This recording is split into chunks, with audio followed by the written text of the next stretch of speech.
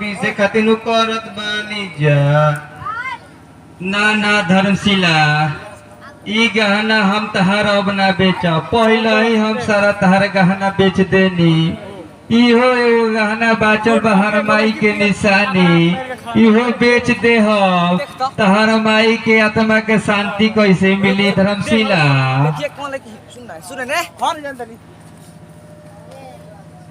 ले बेच दे, आखिर हमने के तो अपन बाल बच्चा के सुंदर भविष्य खातिर करत बानी जा। आगे चल के सुख कर लिख जाए, आराम हो जाए।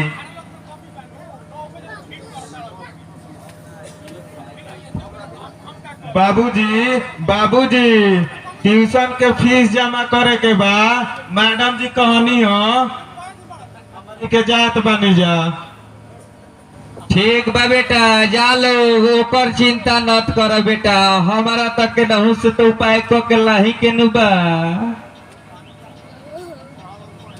लागत है भगवान, लागत है गरीबी हमनी के कैसे जिए दी भगवान, एह गरीब के कैसे इज्जत बाची भगवान।